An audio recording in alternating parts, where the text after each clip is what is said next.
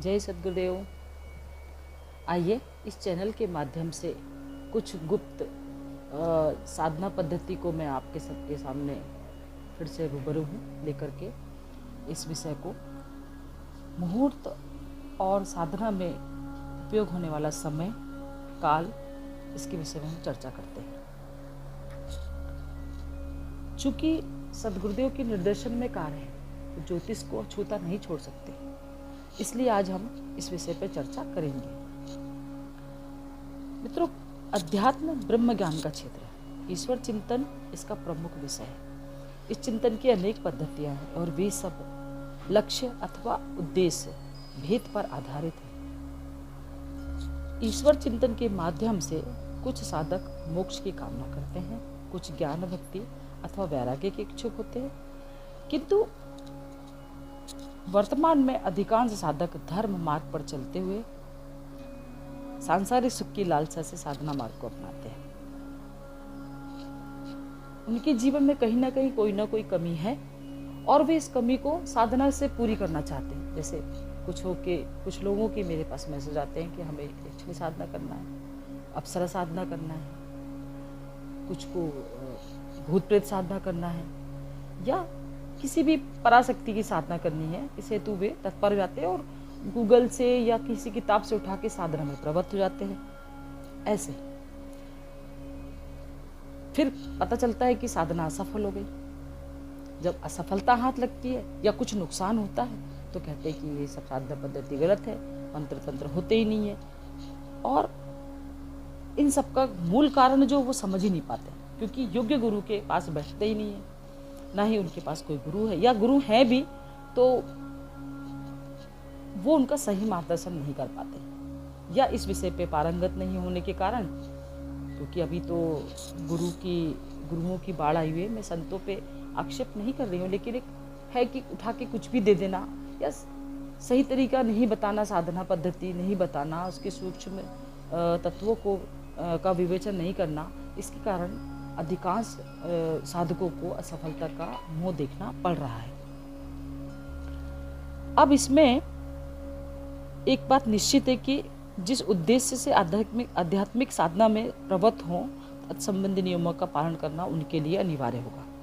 इन नियमों में समयगत और वस्तुगत दोनों प्रकार की सूक्ष्मता जरूरी है। साधना में समय और उपयोज्य वस्तु प्रभावकारी तत्व होते हैं।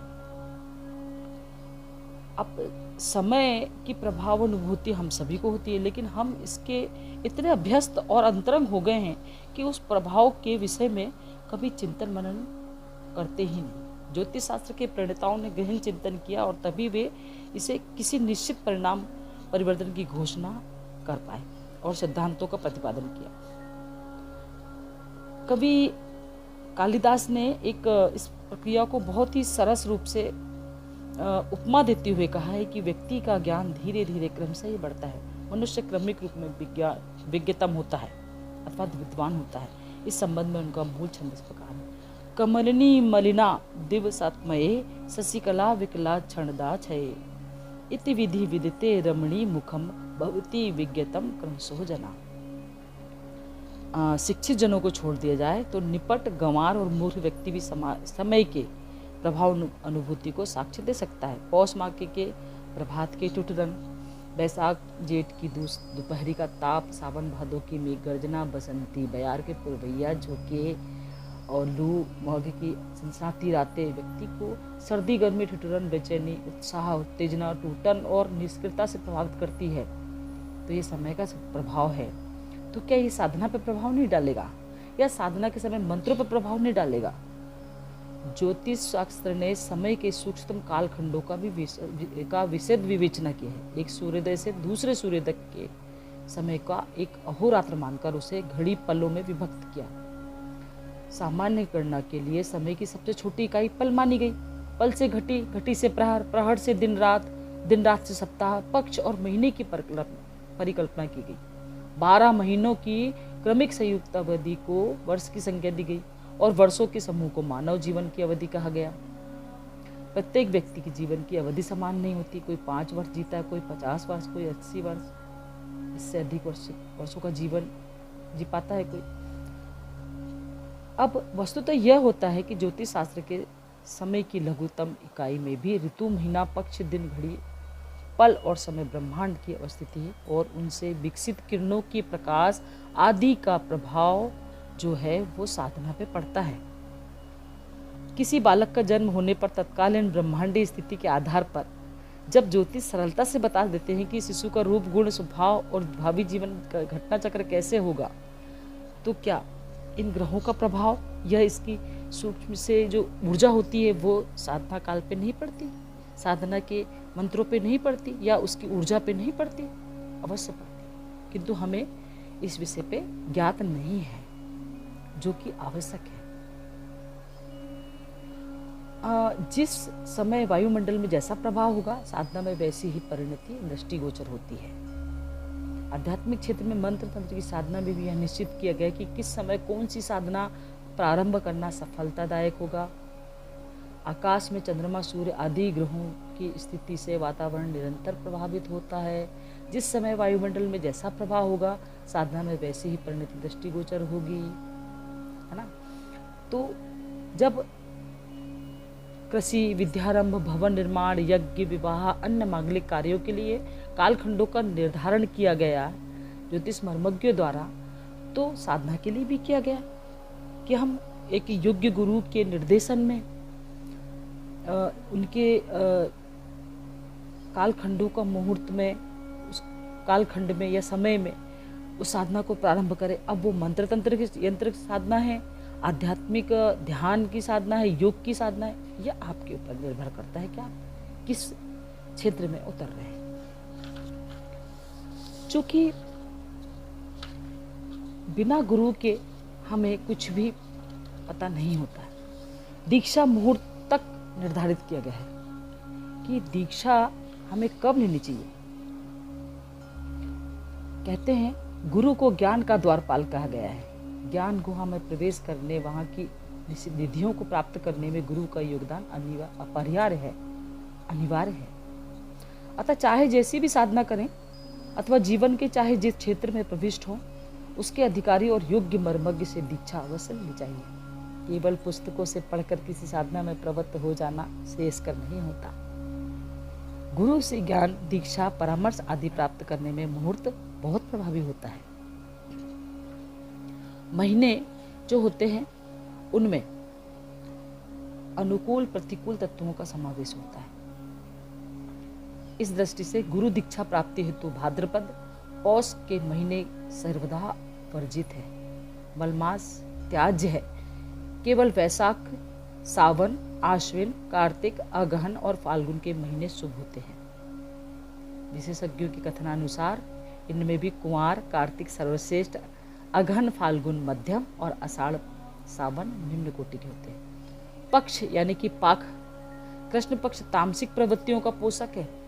अतः इसलिए कहा जाता है कि तांत्रिक साधनाएं अधिकांश समय कृष्ण पक्ष में की जाती हैं और शुक्ल पक्ष सात्विक की प्रबलता होती है। अतः उद्देश्य से गुरु दीक्षा भी प्राप्त करने के लिए पक्ष की कालावधि पर ध्यान देना चाहिए। मोक्ष, वैराग्य और आत्मज्ञान जैसे विषयों के लिए दीक्षा प्राप्ति हेतु कृष्ण पक्ष विशेष अनुकूल होता है। इस पखवाड़े में सूर्य शक्ति की प्रबलता रहती है, जो व्यक्ति को आत्मज्ञानी बनाने में विशेष सहायक होता है। शुक्ल पक्ष में सूर्य का प्रभाव अपेक्षाकृत क्षीण और चंद्रमा का प्रभाव अधिक रहता है।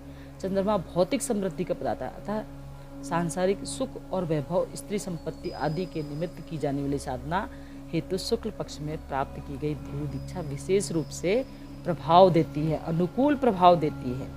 ऐसे ही वार यानी कि दिन, मास और पक्ष की भांति वार, तिथि, नक्षत्र और लग्न का भी प्रभाव पड़ता है। समय की सूक्ष्मतम इकाई भी अपना महत्व रखती है। अतः साधक को चाहिए कि वह पूर्ण विवेक, गंभीरता और आस्था के साथ कालखंड के नियमों का पालन करे। इनमें मंगलवार और शनिवार ये 2 दिन छोड़कर सभी अनुकूल हैं। अतः रविवार, सोमवार, बुधवार, बृहस्पतिवार अथवा शुक्रवार को ही गुरु की कृपा लेने का प्रयास करना चाहिए और इस विषय में स्वयं भी पंचांग देखकर अनुकूल समय का निर्धारण किया जाना चाहिए। पक्ष निर्णय के समय के पश्चात तिथि का निर्धारण, इस निमित्त द्वितीया, पंचमी, सप्तमी, दशमी, त्रयोदशी और पूर्णिमा की तिथियां अत्यधिक शुभ होती हैं और तांत्रिक साधनाओं के लिए इसके अलावा। तो मुझे उम्मीद ही नहीं, पूरा विश्वास है कि आज का ये वीडियो जो कि जय सद्गुरुदेव, जय श्री महाकाल प्रेषित की हूँ, मुझे उम्मीद ही नहीं पूरा विश्वास है कि आप को जो ये मेरा ऑडियो वीडियो क्लिप है इसको देख करके, इसको सुन करके, समझ करके क्षेत्र में एक अच्छा मार्ग चुनने का प्रयास करेंगे, आगे बढ़ें, सद्गुरुदेव की अच्छी चीजें चुनने का प्रयास करेंगे और अपने आप को उच्चतम ऊंचाइयों पर पहुंचाएंगे साधना के क्षेत्र में।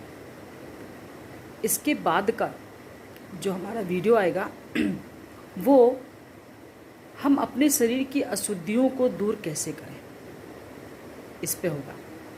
चूँकि पूर्व काल में सद्गुरुदेव थे और सद्गुरुदेव अपने शिष्यों को, अपने साधकों को दीक्षा के माध्यम से उन अशुद्धियों को दूर कर देते थे। जो मानव शरीर में अशुद्धि होती है उसको वो अपनी दीक्षा के माध्यम से दूर कर देते थे, किंतु आज वो नहीं है। तो हमें साधना का मार्ग अपनाना ही होगा और वो अशुद्धि दूर कैसे करेंगे ये मैं आपको एक प्रोसेस बताऊंगी। उस प्रोसेस को आप करिए और अपनी साधनाओं में प्रत्यक्षीकरण की विधि जो है उसको आप संपन्न कीजिए।